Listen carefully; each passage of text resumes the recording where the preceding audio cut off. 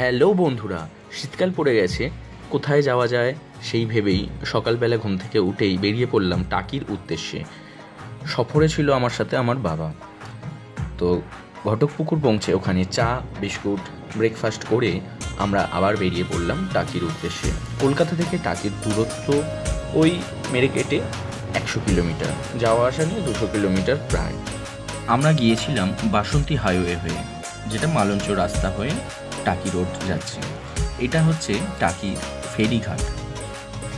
টাকি ফেরিঘাটে 100 টাকা করে টিকিটের মাধ্যমে ইছামতি পার ঘোরাবে। ওই দূরে যে দেখা যাচ্ছে ওই হচ্ছে বাংলাদেশ সীমানা, বাংলাদেশের সাতক্ষীরা জেলা।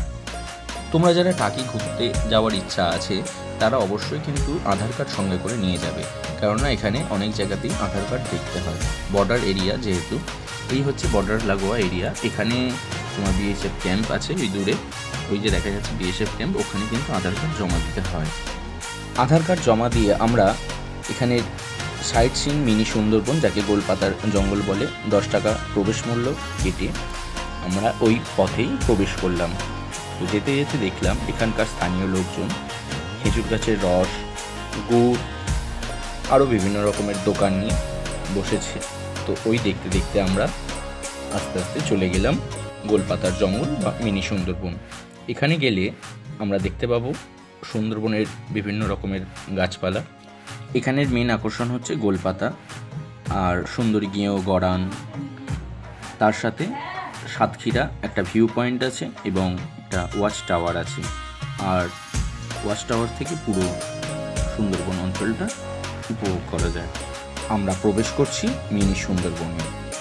এই ব্রিজটার মাধ্যম দিয়ে ওখানে যেতে হয়। এই আমরা দূরবীন দিয়ে দেখছি দূরে সাতক্ষীরা জেলা। অনেক মানুষই ওই দিন এসেছিল, যেহেতু রবিবার ছুটির দিন হিসেবে তোমরা যেতেই পারো। যারা থাকতে চাও তারা ওখানে থাকতে পারো, অনেক হোটেল আছে, একদিন থেকেও অনেকে ঘুরতে পারো। এছাড়াও অনেক সাইট সিন আছে ওখানে দেখার মতন। এটা ওখানেরই একটা গ্রামের রাস্তা, এই মন্দির। আমরা ওই পথ ধরেই হেঁটে আসছিলাম। আমরা কিন্তু গাড়ি নিইনি, হেঁটে হেঁটেই এই জায়গাটা ঘুরেছি, যেহেতু গ্রামের দৃশ্যগুলো দেখব। এটা সেই গোলপাতা জঙ্গলটা। তারপরেই আমরা ওখান থেকে চলে এসেছিলাম মালদ্বীপ রিসর্ট। এই মালদ্বীপ রিসর্টের প্রবেশ মূল্য ছিল 20 টাকা। এখানে সবাই প্রবেশ করতে পারবে। এখানে খাওয়া দাওয়ার ব্যবস্থাও আছে।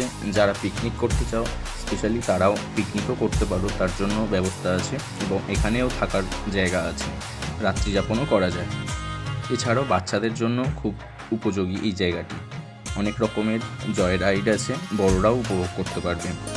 এই দেখতে পাচ্ছ যেতে যেতেই সব বাঁ দিক ডান দিক করে অনেক রকমের পাখি, অনেক রকমের গাছপালা আছে, খরগোশ, সাদা ইঁদুর, অনেক কিছুই দেখতে পাবে এখানে। এখানে বিভিন্ন রকমের কটেজ আছে, যেগুলো 1200 টাকা, 2000 টাকা, 3000 টাকা, এক একটা এক এক রকম দামের। অনেক রকমেরই রাইড আছে, তোমরা চড়তে পারবে, ছোট থেকে বড় সবাই। আমরাও চড়েছিলাম, কোনো পয়সা দিতে হয়নি, কিন্তু বোটিং করতে গেলে টাকা দিতে হয়। মিনি সুন্দরবন আর এই মালদ্বীপ রিসর্ট ছাড়াও এখানে ঘোরার জন্য আছে টাকি রাজবাড়ি, মোহনা অঞ্চল, এছাড়াও আরও বিভিন্ন রকমের মন্দির। সেগুলো আমরা দেখিনি, কিন্তু আমরা গিয়েছিলাম এরপরে মোহনা। টাকি কিন্তু তোমরা শিয়ালদা থেকেও আসতে পারো 20 টাকার টিকিট কেটে। টাকি স্টেশনে নেবে, ওখান থেকে টোটো ভাড়া করে তোমরা টাকি মেন ট্যুরিস্ট স্পটে চলে আসতে পারো। এবং এখানে এইসব সাইট সিনগুলোর জন্য আলাদা আলাদা রেঞ্জের টোটো পাওয়া যায়, 300 টাকা, কোনোটা 500 টাকা। আমরা যেহেতু স্কুটি নিয়ে গিয়েছিলাম তাই আমরা এই সবগুলো স্কুটি নিয়েই ঘুরে দেখেছি। এই মালদ্বীপ রিসর্টটা ঘুরে দেখতে প্রায় 1 ঘন্টার বেশি কিছু সময় লেগে যাবে। এই মালদ্বীপ রিসর্টের মেন আকর্ষণ পার্টটা হলো সন্ধ্যে থেকে। সন্ধ্যেবেলায় এই মালদ্বীপ রিসর্ট আরও আকর্ষণীয় হয়ে ওঠে তার মায়াবী আলোকসজ্জার জন্য। তো মাঝখানে যে দ্বীপটা করা ছিল সেখানেই আমরা প্রবেশ করেছিলাম। এই সেই ঝর্ণা। মালদ্বীপের অনুকরণেই এখানে ঘরগুলো যেহেতু করা জলের ওপরে, তাই এর নাম মালদ্বীপ রিসর্ট। এই রিসর্টগুলোর ভাড়া 3000 টাকা পার নাইট। 4-5টা রিসর্ট রেডি হয়ে গেছে এবং আরও কিছু রিসর্ট কাজ চলছে। তো এখানের এই রাইডগুলো কিন্তু আমরা চড়েছিলাম।